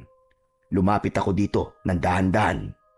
Nang makarating, nakita ko nakabukas ng bahagya ang pintuan. Itinulak ko ito. Sumilip ako sa loob. Amoy alikabok ang lugar. Tapos ang daming nakatambak na mga lumang gamit. Sirang upuan, lumang kaldero, sandok, mga bakal, bote, at marami pang iba. Naisip ko tuloy na baka matuwa si Lolo Lucio kung lilinisin ko ito. Kuya, anong ginagawa mo dito? Ano ka ba? Bakit bigla ka nalang lumilitaw? Hala, hindi naman kita ginugulat Nagtatanong lang naman ako. Ano ba kasing meron dito? Wala, basura lang to. Pero iayos natin para matuwa sa atin si Lolo Lucio. Sige kuya, tutulungan kita. Nagsimula na kaming maglinis, nagwalis, nagayos ng kalat, tinanggal yung mga alikabok sa mga kahon. Pero si Nuno, laro lang ng laro. Habang naglilinis, bigla niyang sinubukang gawing helmet yung isang lumang kaldero at yung palanggana naman ay ginawa niyang kalasag. Kuya, tignan mo. Para akong isang kawal ngayon. Aba, ayos yung costume mo Ang galing. Kaya lang parang may kulang. Ha? Anong kulang? Wala akong sandata Tumingin siya sa paligid. May napansin siyang kumislap na bagay sa isang sulok ng bodega. Nilapitan niya ito at hinugot. Isang sibat yun na parang sakto lang na pambata. Ano masasabi mo kuya? Ayos na ba? Kompleto na. Oo, kompleto na nga. Pero mag-iingat ka dyan sa matulis na bagay na yan Delikado yung paglaruan. Opo, mag-iingat po ako. Nagsimula siyang maglaro at magpaikot-ikot sa loob ng bodega. Pero maya-maya lang ay bigla niyang inihagis ang sibat. Naku po, huwag mong ihagis yung sibat. May kalaban kasi kuya Ano? Anong kalaban? Naglakad ako ng mabilis para makalapit sa sibat niya. Pupulutin ko na sana yon, pero nagulat ako nang makita kong may tinamaan siyang hayop. Isang ahas na may kamandag. Nagtataka ko kung paano niya nagawang maibato at tamaan sa ulo ang ahas na yon. Kayong unang beses pa lang naman siyang nakahawak ng sibat. Mabuti naman at nakita mo. Naku, makamandag pa naman na ahas yan. Mabuti na lang at di tayo nakagat. Salamat Nuno Tahimik lang siyang nakatingin sa hayop. Tapos tahimik lang din niyang hinugot ang sibat at muling bumalik kung saan siya dati na para bang walang nangyari. Binitiwan ni Nuno lahat ng nakasabit sa kanyang katawan. Namulot siya ng isang bagay. Kinuha niya yung lumang kahon at inupuan. Ginawa niyang tangki daw. Tapos yung mga plastik na bote naman, hinawakan niya at ibinato. Mga pampasabog daw yon. Kuya, tignan mo. Ang dami ko pang granada dito, oh. Ya! Oo. Ingat sa mga bato. At baka mamaya matamaan ako niyan eh. Hindi ako kalaban ha. He, hindi naman to totoong granada, kuya eh. Napangiti ako. Yung tawa ng kapatid ko talagang nakakahawa. Ang saya-saya niya. Hindi na muna ako kumilos. Naupo ako sandali habang pinapanood siya. Ang kulit niya pero nakakatawa pa rin. Pero biglang pumasok sa isip ko yung mga kasama naming bata noon sa kalsada. Alam mo bang kaya kong gumawa ng totoong pampasabog, Nuno? Napatigil si Nuno. Hawak pa yung plastik na bote sa kanyang kamay. Ha? Talaga, kuya? Paano? Nakita ko nun sa tambakan. Gumagawa sila ng mga pampaingay kapag bagong taon. Tapos yung iba naman, ginagamit kapag may trouble. Ayos yung kuya. Gawa tayo ng ganun. Wag, delikado yun. Baka makasunog tayo o kaya naman makasakit ng iba. Hindi, kuya. Gusto ko talaga ng ganun. Saka magagamit natin yun. Nuno, wag kang makulit. Bawal yun. Kunwari ka lang pala na alam mo pero hindi naman pala. Niyayabangan mo lang pala ako. Hindi Alam ko talaga gumawa ng ganun. Yung mukha niya, parang hindi naniniwala. Dahil ayaw ko ring mapahiya at masabihang mayabang lang. Pumayag na rin ako. O sige, pero sa isang kondisyon tulungan mo muna ako maglinis dito. Tama na ang laro mo. Agad siyang tumayo. Mabilis na inayos yung mga bote sa isang sulok. Ako naman, sinimulan ko ng itayo yung mga kahoy at isandal sa pader. Nagpatuloy kami hanggang sa hindi na namin namalayan na nalinis na namin yung buong lugar. Kuya, gutom na po ako. Ako rin Sige, tara na. Kumain na muna tayo. Pero mamaya, kuya, babalik tayo para gawin yung pampasabog. Oo na. Sige, tara na. Ngumiti siya ng malaki, yung tipong para siyang nanalo ng premyo. Ilang sandali pa ay lumabas na kami sa bodega at pumasok sa loob ng bahay. Umupo na kami sa mesa. Pagkatapos, dali-daling sinimulan ang pagkain. Habang kumakain, halata kong masayang masaya si Nuno. Panay ang ngiti niya at paulit-ulit na sinasabi na sabik na siyang gawin yung pampasabog. Ilang sandali pa, tapos na kaming kumain. Kuya, pwede na ba? Sandali lang muna, Nuno. Kailangan muna natin ng mga gamit. Maghahanap muna ako kung meron dito. Sige po, kuya. Pagkatapos ko magligpit at maghugas ng pinagkainan namin, naghanap na ako ng mga kasangkapan na pwedeng magamit. Ang saya lang kasi, nahanap ko lahat ng mga gamit sa loob ng ilang minuto lang. Ayos na to, Nuno. Bote na lang ang kulang. Yay! Tara na, kuya. Gawin na natin. Pagdating sa bodega, agad na naming sinimulan ang paggawa. Gamit ang mga nakuha ko, unti-unti ay nakagawa kami ng improvised na bomba. Pero yung mga pampasabog na yon, mahihina lang. Hindi naman yung malakas at talagang nakakapinsala, kundi ka naman direktang tatamaan. Subukan na natin, kuya. Kung talagang sasabog ba to? Sigurado ka? Hindi ka natatakot? Hindi, kuya. Oo, sige na. Pero isa lang kasi baka maabutan tayo ni Lolo dito. At makita niya tong ginagawa natin, malalagot talaga tayo. Opo, kuya. Sige po. Tumingin muna ako sa paligid bago ko ituloy ang kalokohan namin.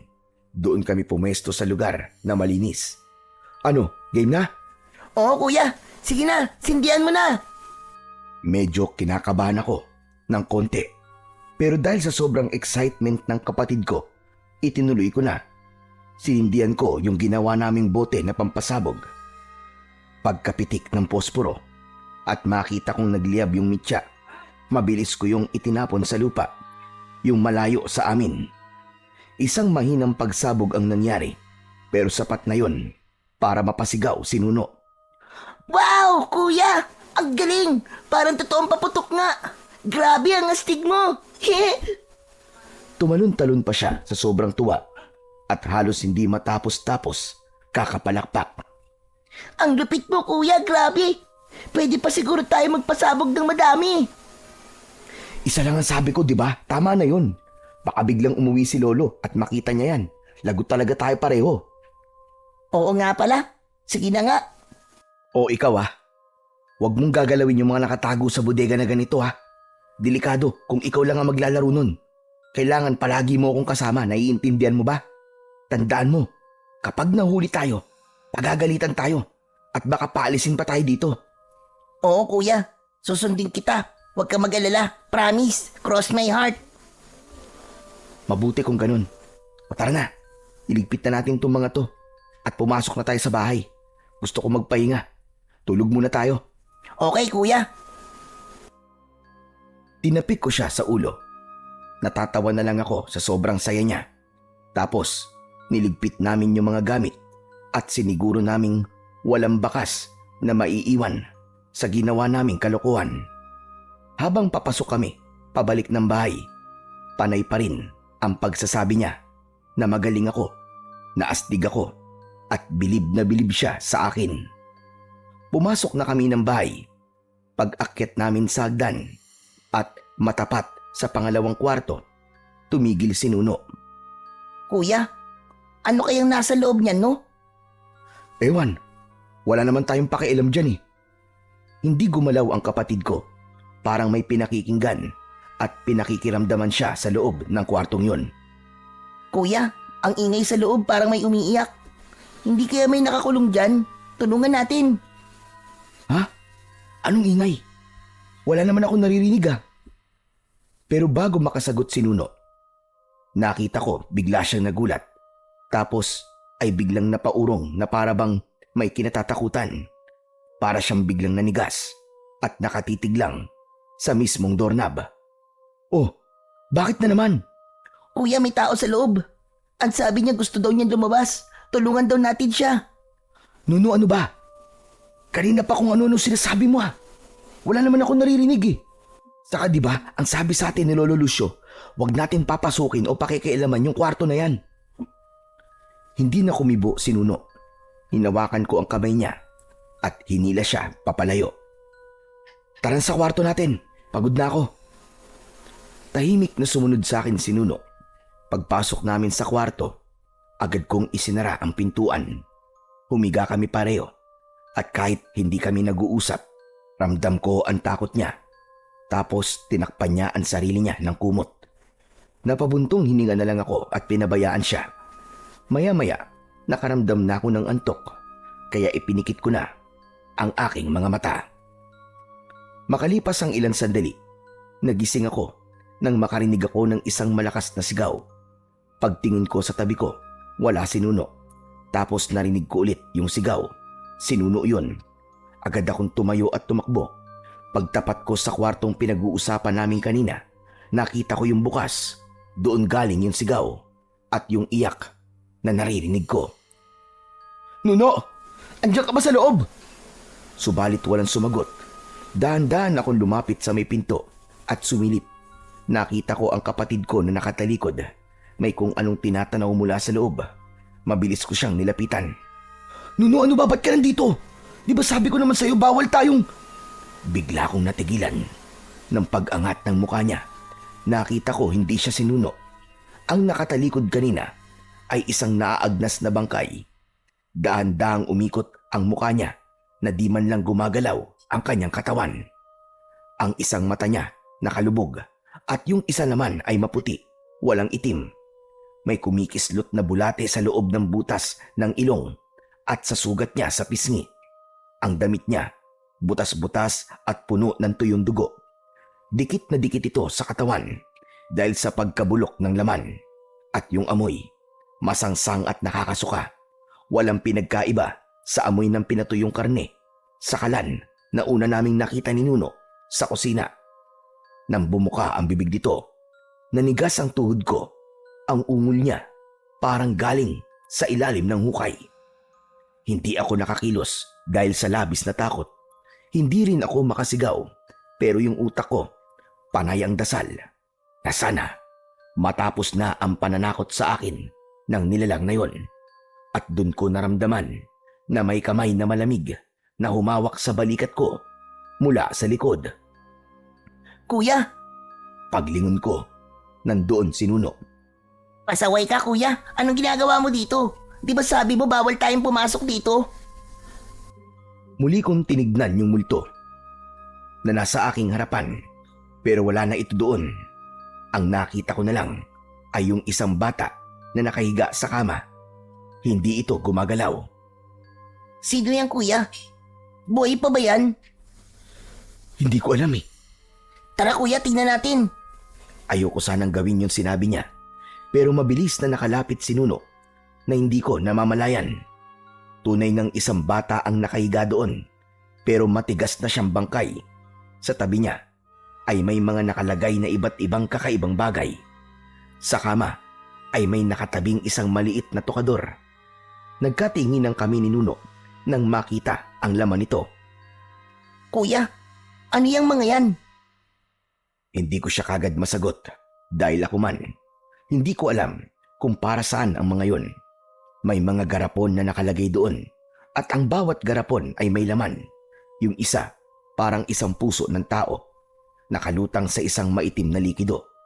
Sa tabi nito ay 2 mata naman ang nakalagay.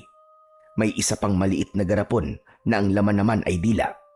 Medyo sariwa pa ito dahil mapula, parang bagong pitas. Hindi pantay ang pagkakaputol. Meron din na may lamang maliliit na kamay ng bata. At sa pinakadulo, may malaking garapon na may magulong kumpol ng bituka na parabang ipinilit na isiksik sa loob. At yung isa, hindi ko alam kung anong organo ang laman. Nakababad ito sa maitim na likido, pero may mga maliliit na bula na umaakyat mula sa ilalim.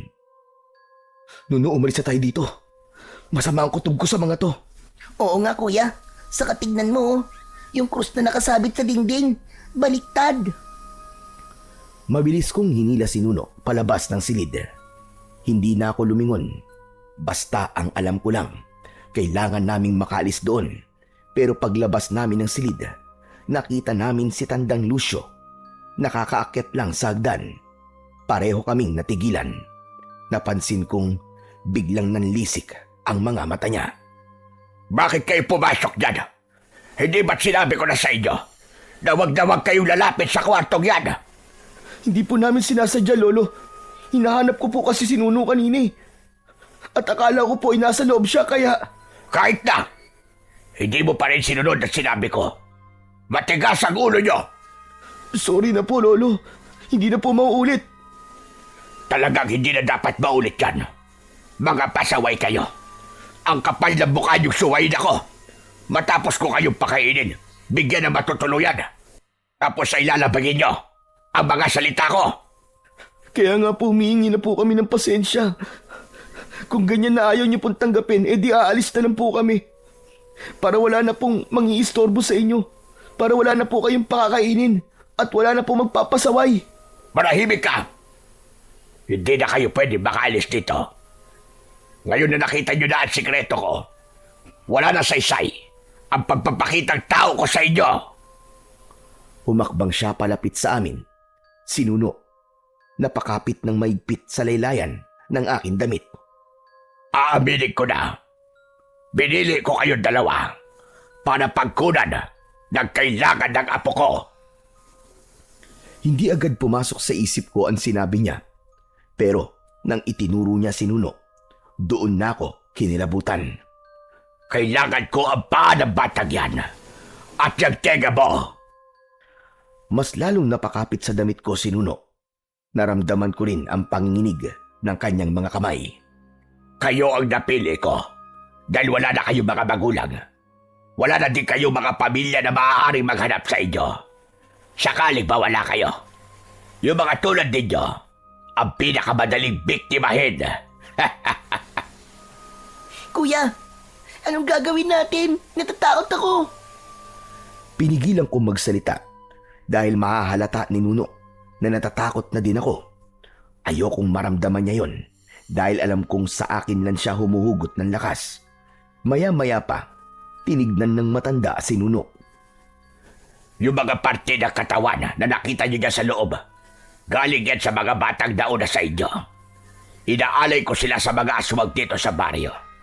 Bawat isang bata na inaalay ko, kapalit doon ay ang isang parte ng katawan niya.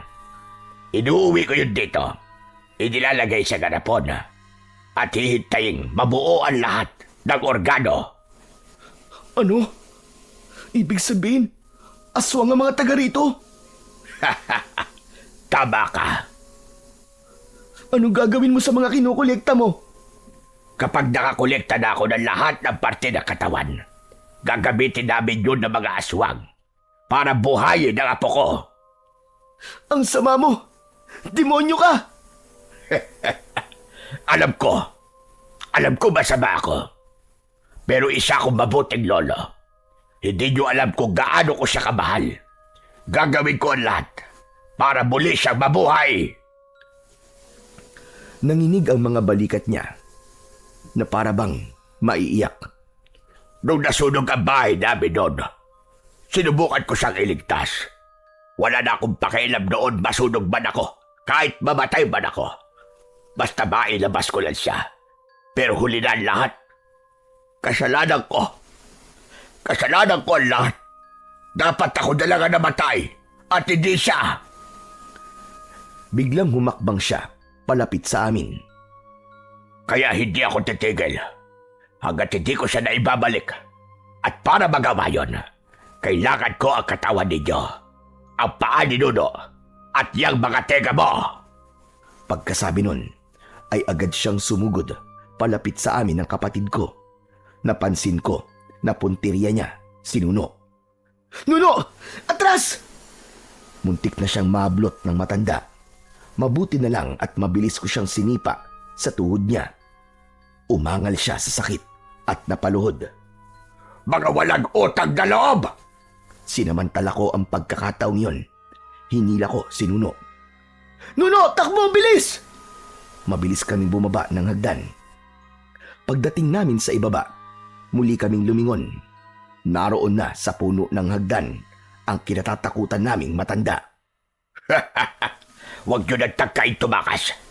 Hindi na kayo makakalabas ng baryong ito. Sa labas, mas marami kayo kaaway. Mas madali kayo mamamatay dahil maraming aswang ang nagkalat ngayong gabi. Kuya, natatakot na ako. Anong gagawin natin? Huwag kang matakot, Nuno. Makakaalis tayo dito. Hinawakan ko ang kamay niya nang mas maigpit at sabay kaming tumakbo palabas. Subalit paglabas namin, doon namin napatunayan na hindi nagsisinungaling ang matanda. Sa dami ng mga sinabi niya sa akin noon na puro kasinungalingan, ngayon lang siya nagsabi ng totoo. May aswang nga sa baryo. Kuya, tignan mo doon sa may puno. Napatingin ako sa itinuro niya. May nilalang nga doon na nakasabit ng pabaligtad. May malalaki itong pakpak. Mapupula ang mga mata nito nang diretsong nakatingin sa amin. Kuya, hindi yung tao. Alam ko, Nuno. At sa sandaling yon, gumalaw ang nilalang. Pasugod sa amin. Ah! May aswang! Bumitaw si Nuno at mabilis siyang tumakbo palayo. Nuno! Hintayin mo ako! Hinabol ko siya dahil sa takot na baka mas lalo siyang mapahamak, lalo na at nasa taas ang aswang na humahabol sa amin. Pero hindi nagpapigil ang kapatid ko hanggang sa nakita kong papunta pala siya sa may bodega. Binuksan niya agad ang pinto at dumiretso siya sa loob. Sumiksik sa mga kahon. Agad akong sumunod at mabilis na isinara ang pinto. Narinig ko ang malakas na pagaspas ng pakpak sa itaas. Paikot-ikot yun na para bang naghahanap ng mapapasukan. Madilim sa loob ng bodega pero biglang may lumiwanag. At ito ay yung kwintas na suot ni Nuno. Umiilaw ito ng kulay asul Mahina pero sapat para makita ko ang muka ng kapatid ko at yung ibang bagay na malapit sa kanya. Hala, bakit umiilaw yung kwintas mo, Nuno? Ewan ko po, kuya. Pero sabi ng bumubulong, hayaan ko lang daw, kuya. Yung liwanag daw na yan ang magliligtas sa atin. Kinabahan ako sa mga sinabi niya. Saan mo ba nakuha yan? Napulot ko po to nung nanguha po ako ng damit sa bahay ng may bahay. Matapos yung bagyo. Ano?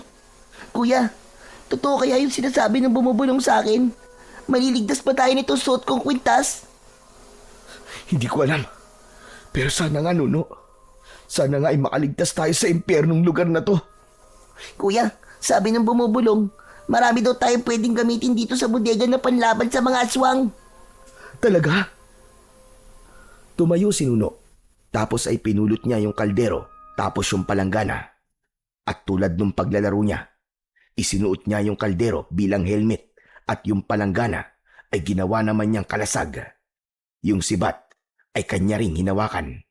Patuloy na nagniningning ang suot niyang kwintas. Ako naman, bigla kong naisip yung mga ginawa naming pampasabog. Alam kong hindi sapat yun para maipagtanggol namin ang aming mga sarili. Pero naniniwala ko na may maitutulong sa amin ang mga basurang yon. Mga basura na noon pa may pakinabang na sa amin at sumasagip sa amin para maituloy ang aming buhay.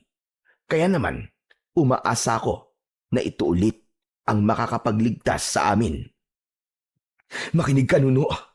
Guguluhin natin yung aswang. At kapag sinabi kong tumakbo ka, tatakbo tayo dun sa may kakauyan. Kapag sumugod sila, hahagisan ko sila ng bomba. Naintindihan mo ba? Opo, kuya. Medyo naluwa siya ng kaunti, pero pinunasan niya kagad. Alam kong takot siya, pero dahil sa mga sinasabi ko, lumalakas ang loob niya. Kaya natin to, Nuno. Hindi tayo mamamatay dito. Lalaban tayo para mabuhay. Opo, kuya. Kaya natin to. Hindi tayo pababayaan ni Jesus. Tama. Ano, handa ka na? Takot ako, kuya. Pero sige. Hahakbang na sana kami, palapit sa pinto, pero bigla naming narinig ang boses ni Tandang Lucio. Huwag kayong mag-alala. Ako na bahala sa dalawang pasaway na yon. Ngayong gabi rin, dadaling ko sila kay Pinuno para maialay sa inyo. Pagkasabi nun, ay may narinig kaming mga mababang ungol. Nakakakilabot ang mga tunog na sumunod na narinig namin. May biglang dumapo sa may bandang bubong. Naglakad-lakad nung una, pero di nagtagal ay biglang nangalampag na akala mo ay babaklasin ang yero. Kuya, mukhang madami sila. Anong gagawin natin? Yung mga pasabog, Nuno. Gagamitin natin yung para magkagulo sila. Pag binuksan ni Tandang Lucio ang pinto, hagisan natin. Gumalaw ang seradura ng pintuan. Tanda na binubuksan na ng matanda ang pinto. Agad naming sinindihan ng mitya. Tapos ay bumilang kami ni Nuno ng 3. Pagbagsak ng pangatlong bilang, sabay namin na inihagis ni Nuno ang 2 bote sa bungad ng pintuan. Eksaktong bumukas ang pinto, sumabog ito mismo sa paanan ng matanda. Muli akong naghagis ng isa pa. Umatras siya bago pa ito sumabog. May isang aswang na biglang pumasok sa loob ng bodega. Mabilis itong kumilos at agad na nakalapit sa amin. Sinuno ang puntirya niya. Agad niyang iwinasiwas ang mga kamay nitong may mahahabang kuko. Mabuti na lang, may suot na pananggalang sa ulo si Nuno. Mabilis na kumilos si Nuno. Agad niyang sinaksak ng hawak niyang sibat ang kalaban namin. Matapos tamaan, namatay ito at nasunog hanggang sa naging abo. Maya-maya pa ay may pumasok na grupo ng mga aswang. Agad na nagsindi ng mitya si Nuno at inihagis ang pampasabog sa mga paparating.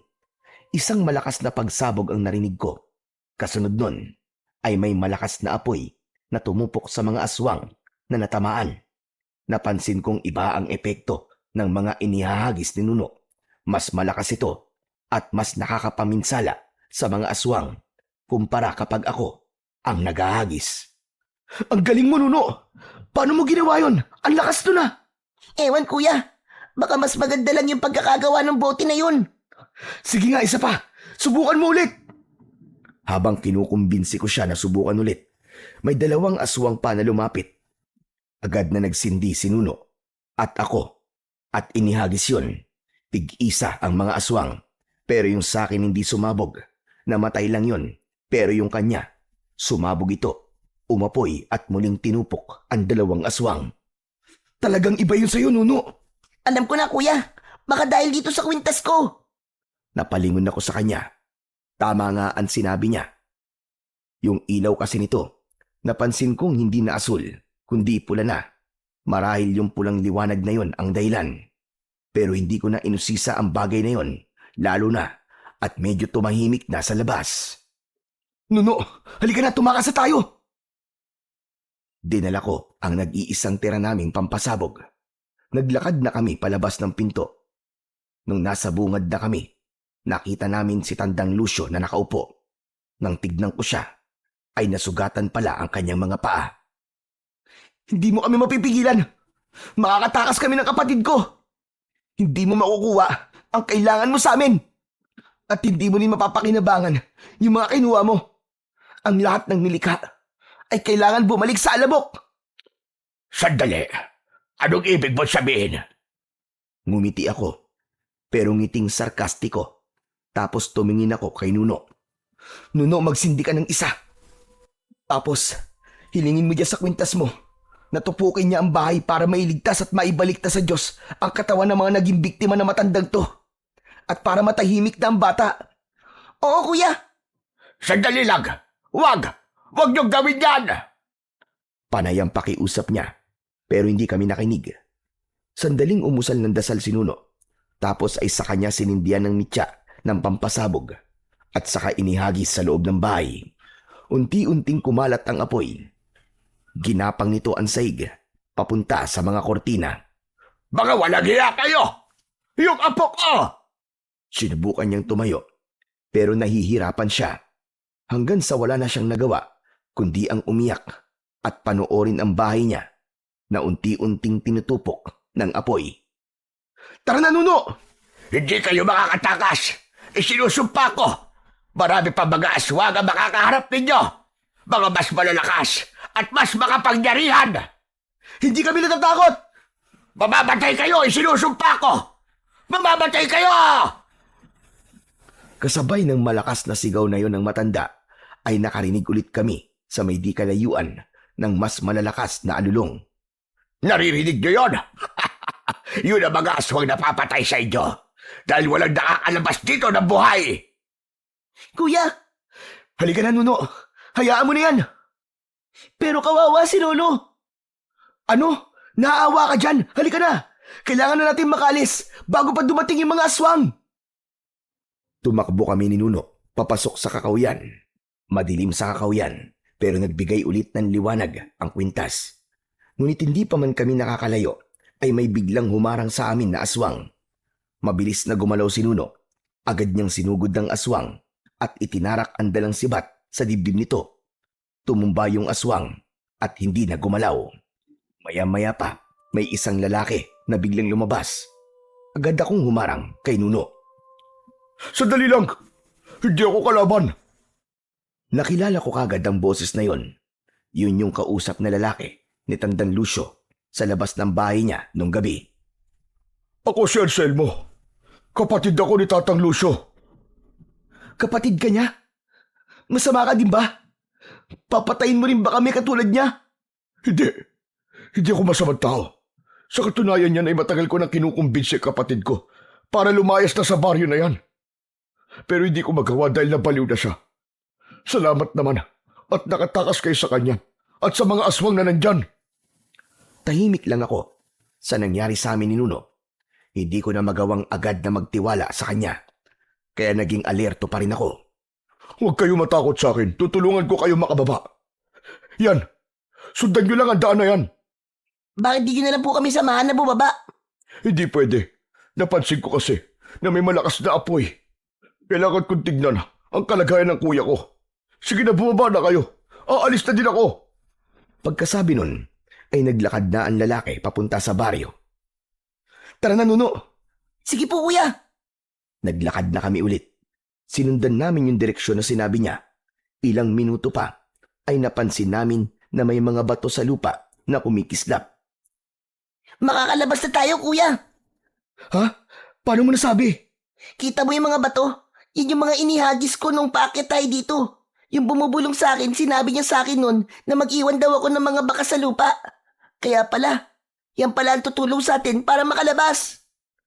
Napatigil ako sandali sa pagkamangha sa kapatid ko. Nagpatuloy na kami sa paglalakad. Ilang sandali pa ay nakababa na kami. Ipinagpatuloy namin ang paglalakad hanggang sa makarating kami sa isang baryo. May tindahan doon na may mahabang bangko.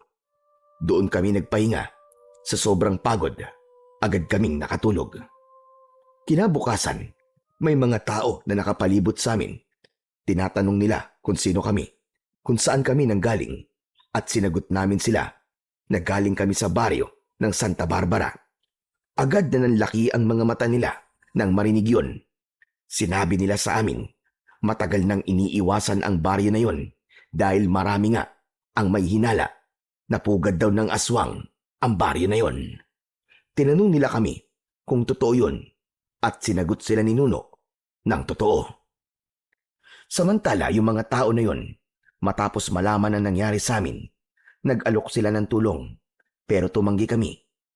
Sa nangyari sa amin, mas gusto ko na lang na bumalik sa bayan at doon ipagpatuloy ang buhay na muntik nang nawala dahil sa kamay ng mga aswang.